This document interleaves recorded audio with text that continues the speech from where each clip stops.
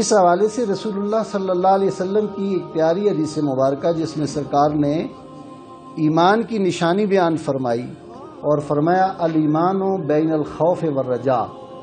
ایمان خوف اور امید کی درمیانی منزل کا نام ہے۔ ایمان کیا ہے؟ خوف اور امید کی درمیانی منزل کا نام ہے۔ یہ بھی ایمان کی تعریف نہیں ہے کہ بندہ بیٹھے اور صبح و شام اٹھتے بیٹھتے چلتے پھرتے میری توبہ، اللہ بہت عذاب دینے والا ہے، اللہ قہار ہے، اللہ جبار ہے، قبر ہے، بچھو ہے، جہنم کی آگ ہے، پل صراط ہے، ان چیزوں کا ہی تذکرہ کرتا اور ڈرتا رہے، کانپتا رہے، اللہ کی رحمت کا ذکر نہ کرے، یہ بھی ایمان کی تعریف مکمل نہیں ہے۔ اور یہ بھی ایمان کی تعریف مکمل نہیں ہے کہ بندہ یہ کہے اللہ بخشنے والا ہے، اللہ بڑے بڑے 100 کے قاتل کو بخشنے والا ہے، بڑے بڑے گناہگاروں کو بھی اللہ بخشنے والا ہے، اللہ بڑا رحیم ہے، اللہ بڑا کریم ہے، اور اللہ تبارک و تعالیٰ کے جلال اور اللہ تبارک و تعالیٰ کے صفت قہاریت پر اللہ تعالیٰ کے غصے والی آیات اور قرآن کریم کے وہ آیات جن میں جہنم کا اور قبر کے سوال و جواب اور اللہ کے سامنے پیش ہونے کا منظر بیان ہوا ہے، ان آیات کو بلا دے، صرف رحمت ہی رحمت کی بات کرتا رہے تو یہ بھی ایمان کی تعریف نہیں ہے۔ لہٰذا آج کی رات دو طرح کے احساسات ہیں، اور ایک احساس یہ ہے کہ ہم زندگی میں جتنی بھی ہم سے خطائیں لغزشیں ہوئیں، یہ اللہ تبارک و تعالیٰ کا خاص کرم ہے کہ اللہ تعالیٰ نے ہمیں اپنے محبوب کے صدقے اپنی رحمت کی چادر میں ڈھانپا ہوا ہے۔ ہمارے وہ گناہ جو ہم جانتے ہیں یا ہمارا رب جانتا ہے، اگر سماج اور معاشرے پر، ہمارے برادری اور ہمارے علاقے پر، حتیٰ کہ ہمارے گھر والوں پر بھی ہمارے وہ خطائیں اور ہمارے گناہ ظاہر ہو جائیں تو شاید ہمیں کوئی سلام کرنے کے لیے بھی تیار نہ ہو، شاید ہمیں سے کوئی بات کرنے کے لیے بھی، ہمیں منہ لگانے کے لیے بھی تیار نہ ہو۔ لہٰذا آج اس رات میں ہم اللہ تبارک و تعالیٰ کی بارگاہ میں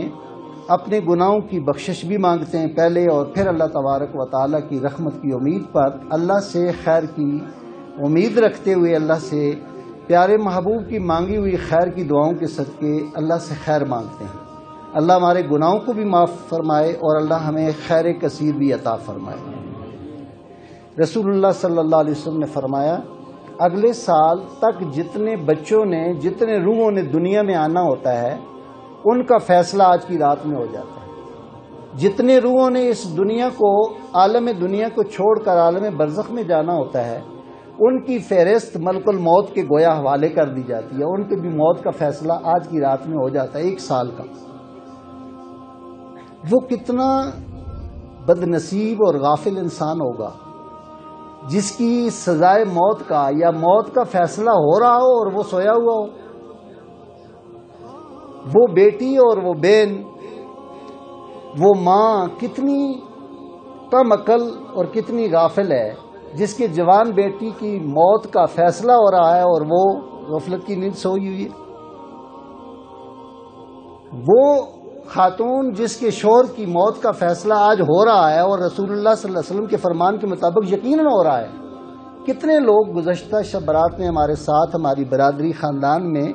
ہمارے علاقے میں ہمارے ساتھ تھے اور آج وہ نہیں ہیں، ان کا فیصلہ گزشتہ رات کو ہو چکا، اور ہم میں سے کتنوں کا فیصلہ آج ہونے والا ہے۔ لہٰذا ایک تصور یہ ہے کہ اس رات میں ہمیں، اگر موت کا وقت اٹل ہے، جس کا فیصلہ ہونا والا ہے وہ تو ہوگا، تو پھر ہم اس رات جاگ کر کیا مانگیں گے؟ اللہ سے ایمان کی سلامتی مانگیں گے۔ اللہ کریم ہمیں ایمان پہ خاتمہ عطا فرمائے۔ یہ جو نزع کا وقت ہے اور دنیا سے ایمان سلامت لے کر جانا ہے، یہ بہت سب سے بڑی بندہ مومن کی کامیابی یہ ہے۔ ایک آدمی ساری زندگی عبادتیں کرتا ہے، بہت نیکیاں کرتا ہے، اعمال کماتا ہے، لیکن خدا نہ خواستہ اگر دنیا سے جاتے ہوئے ایمان سلامت لے کے نہیں جاتا تو رسول اللہ صلی اللہ علیہ وسلم نے فرمایا انما الاعمال بالخواتیم، او کما قال علیہ السلام، اعمال کا دار و مدار خاتمہ ایمان پر ہے۔ آدمی دنیا سے ایمان سلامت لے کے جائے گا تو پھر اس کے اعمال اس کے کام آئیں گے، اور اگر دنیا سے ایمان کے خاتمے کے ساتھ نہیں جاتا تو پھر اس کے اعمال ایمان کے خاتمہ نہ ہونے کی وجہ سے اس کی کسی کام آنے والے نہیں۔ اللہ تبارک و تعالی ہم میں سے ہمارے والدین، ہمارے رشتہ داروں، ہمارے بھائیوں، جتنے بھی مسلمانوں کا آج کی رات فیصلہ ہونے والا ہے موت کا، ہم یہ دعا کریں گے کہ اللہ کریم ان سب کو ایمان کی سلامتی عطا فرمائے۔ اور ہم وہ خوش نصیب لوگ ہیں، ہمارے آقا صلی اللہ علیہ وسلم وہ لجپال ہمارے آقا ہیں جن کے صدقے میں اللہ نے ہم پہ بڑا کرم فرمایا ہے۔ خاتمہ بالایمان اور نزع کی جو تکلیف ہے، اس کے لیے تو خاتمہ بالایمان کے لیے اور نزع کی وقت کی آسانی کے لیے تو اللہ کے جلیل القدر نبی جناب موسیٰ علیہ السلام بھی دعا مانگتے رہے، یا اللہ میری آخری گھڑیاں آسان کرنا۔ یہ ہے وہ ان گھڑیوں کی سختی کہ جن سے جلیل القدر نبی جناب موسیٰ جیسے نبی بھی اللہ کی پناہ مانگتے اور دعا کرتے ہیں، یا اللہ میری نزع آسان کرنا۔ اور یہ امت مصطفیٰ میں اور آپ ہم خوش نصیب ہیں کہ ہمیں پیارے آقا صلی اللہ علیہ وسلم نے یہ خوشخبری ارشاد فرمائی ہے، میرے غلاموں، میری مسواک کی ایک سنت جو مسواک سمجھ کر عادت بنا لے، ہر وضو کے ساتھ وہ مسواک کرتا رہے، میں اسے یہ خوشخبری دیتا ہوں کہ اللہ اسے دنیا سے ایمان کی سلامتی کے ساتھ خاتمہ عطا فرمائے گا۔ کام کتنا سا ہے، کام کتنا سا ہے، لیکن اس کا اجر کتنا ہے۔ آج کے رات ہم پہلا سبق یہ یاد کریں گے کہ آج کے بعد انشاءاللہ ہر وضو کے ساتھ ہم مسواک استعمال کریں گے۔ اس کی برکتیں اور اس جیسی رسول اللہ صلی اللہ علیہ وسلم کی تمام تر سنتوں کی برکتیں اللہ ہمیں نصیب فرمائے۔